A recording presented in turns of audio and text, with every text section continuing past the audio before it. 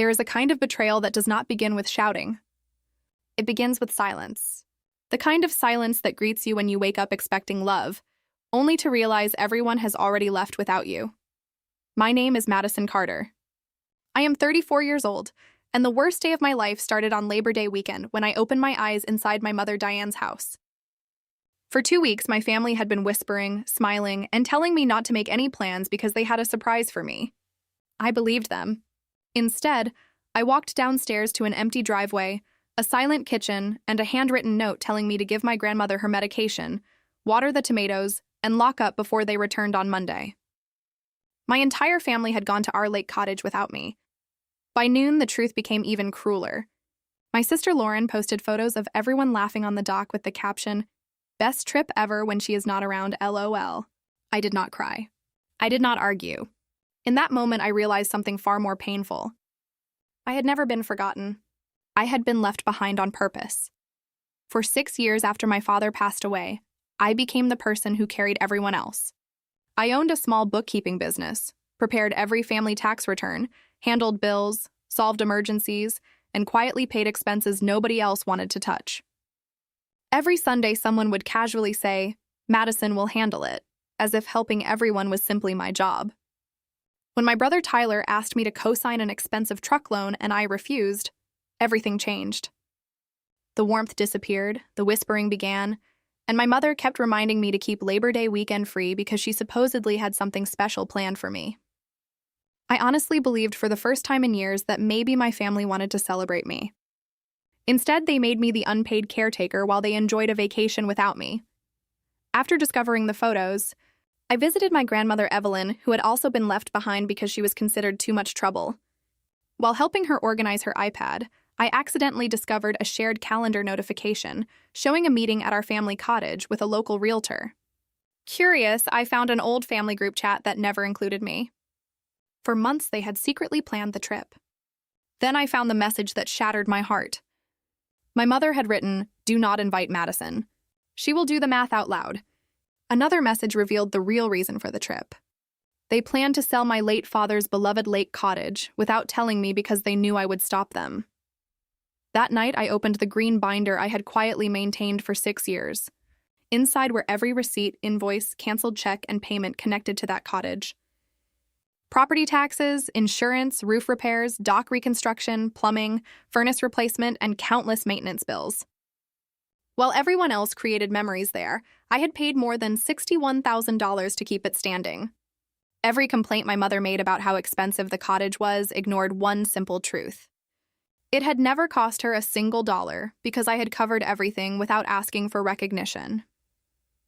The next morning, my grandmother finally shared the secret my father had taken to his grave. Years before his death, he had quietly added my name to the property deed. I was not simply maintaining the cottage. I legally owned half of it. My family had spent months planning to sell property they could not legally sell without my permission. That evening, I calmly emailed the realtor explaining that I was a joint owner and would not authorize any listing agreement. Then I went to bed and slept peacefully for the first time in a very long time. The following day, my phone exploded with missed calls. The realtor had discovered the ownership issue and immediately walked away. My brother demanded to know what I had done. My mother left a voicemail that simply said, "Please come home." We did not know, but they had known enough to leave me behind, whisper about me for months, and make me responsible for the chores while they planned to sell the last piece of my father. 2 days later, we sat together for a family meeting. I placed copies of every page from my green binder on the table. One by one, I presented 6 years of receipts proving I alone had paid every major expense connected to that cottage. When I announced the final total of $61,400, nobody argued. The paperwork spoke louder than any excuse ever could. Eventually, my mother admitted everything. After my father died, she struggled financially, borrowed money, and quietly allowed me to carry the burden, because I never complained. She confessed that nobody had helped her when she cared for her own mother years earlier, so she believed daughters were simply supposed to sacrifice.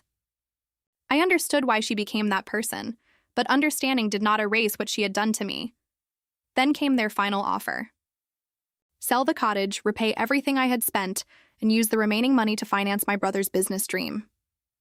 My mother even promised I would finally become the person in charge of the family. For years, I had wanted nothing more than to be appreciated. But in that moment, I realized they were not offering me love. They were offering me another promotion in a job I never applied for. I quietly refused.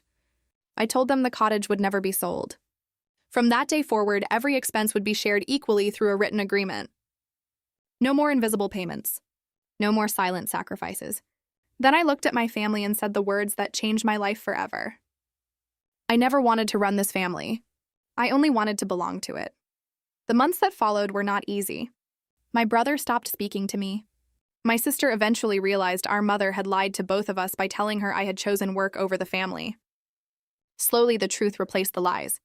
One day, my mother walked into my bookkeeping office carrying unpaid bills instead of excuses. She quietly asked me to teach her how to manage her finances instead of rescuing her. That was the first real step toward healing. She even began repaying me in small monthly installments because accountability mattered more than the amount. 1 year later, I stood once again on the dock of that same lake cottage with my grandmother, my niece, my sister, and eventually my mother. The cottage remained in our family under a written cost-sharing agreement signed by everyone. The whispers were gone because there was nothing left to hide.